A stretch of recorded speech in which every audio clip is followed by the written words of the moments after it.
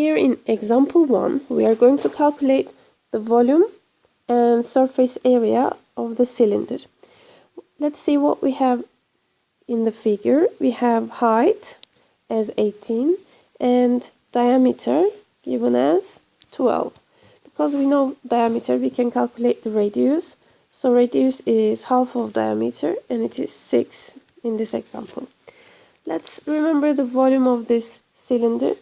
Cylinder is a prism, and the general formula for the volumes of prisms is base area times height. So cylinder has a base which is a circle. So circle area is p r square and height is h. Then we are going to put the values in the places of r and h and calculate the volume. And this is p times 6 square times 18. And if you want an answer in terms of pi, you are going to leave pi in the answer and calculate this product, which is 648 and pi next to it. And if you want a value correct to, let's say, 3 significant figures, by using your calculator, you're going to see the value and do the approximation correct to 3 significant figures. In this one, it is 2040 centimeters cubed. So both of the answers are correct according to the wanted value within the question.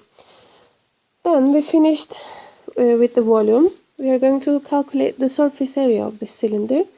Let's look at the surfaces first. So every cylinder has a curved surface area. If we open it, it's a rectangle and a base and a top. And these are circles. The one side of rectangle is the circumference. So it is 2 pi r. And this is the height of the cylinder. So for the surface area, we need to find the curved surface or area of cylinder plus 2 area of circles. Okay, we have 2 circles. One is here, the other one is here. So for the curved surface area, it is the area of this rectangle. You found it by 2 pi r times h plus 2 times area of circle. You know it is p r square. Then we know every value I'm going to put inside of the formula. In the place of r, we are going to put 6. In the place of h, it is 18 plus 2 times pi times 6 square. So it's you are going to calculate it like this is 216 pi. This part is 72 pi. When you add them together, you will have the answer 288 pi. And this answer is in terms of pi. And if you need a corresponding value correct to 3 significant figures, you are going to use your calculator and see the value and do the approximation.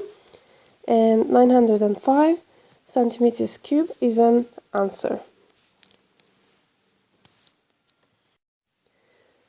Here in example 2, we are going to calculate the volume and surface area of this cone. So what we have in the figure, we have height, which is 12, and we have diameter, which is 10. And from this one, I know that radius is half of it, which is 5. So what was the volume of the cone? It is the formula. Do you remember the volume of cylinder? It was p r square h, and cone is the 1/3 of it. So I put 1/3 in front of it. So do I know the values of r and h? Yes, they are given in the question. So I put the values in the places of R and H. R is 5 and H is 12, and calculate the value. This is 100 pi centimeters cube is the unit. For the surface area, we need to remember the formula again. How many surfaces we have? We have one curved surface, and I need its area, plus, what else? One circle in the base, so circle area. So curved surface area of cone is P times R times L, and circle area, we all know it, it is P R square. So do I know the values of R and L? So R, we know it, it is 5, but L, we don't know it. So L stands for the slant height, and slant height is this length in the cone. So we have radius known as 5 and height known as 12, and there is a right angle triangle, and from this I can calculate L and substitute into the formula to get my value. So from the Pythagoras, as you remember, the side opposite of 90 degrees, we call it hypotenuse, and according to the Pythagoras theorem, we know that the square of hypotenuse equals the sum of the other perpendicular sides squares. So when you calculate this, you will get 169. And how do you get L? You take the square root of it, and we reach slant height as 13. Now we are going to put 13 in the formula and calculate the surface area of this cone. P times R is 5, L is 13, and we all have the calculations are going to be 65 pi plus 25 pi, and when you add 90 pi centimeters square is the answer in terms of pi. In example 3, we are going to calculate the slant height of this cone. We have radius given in the question. We are going to find the slant height, which is x, and we have given an information which is total surface area 792 pi centimeters square. So we are going to start from the information given to get the unknown. So how can I calculate the total surface area? This is a cone and it has two surfaces. One is the curved surface, so I need curved surface area, plus, and it has a circle in the base. Also, we are going to add the area of circle. So the total of these equals 792 pi.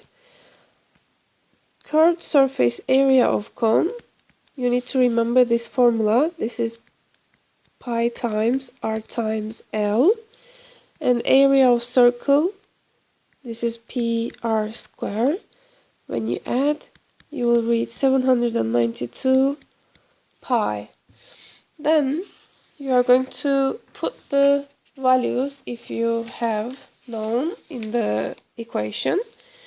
We know R, which is 11, so put 11 in the place of R. P times 11 square equals 792 pi. Then try to simplify to get the value of L. We have pi in all terms, so I can get rid of this pi by dividing everything by that one. so I can remove pi's. Later on, we have a simple form of equation. Let's change this one. 11L plus 121 equals 792. I'm going to solve it for L. 11L equals 792 minus 121, which is 671. Then divided by 11 will give us the value of the slant height, which is 61 centimeters, and it is the letter X in the question.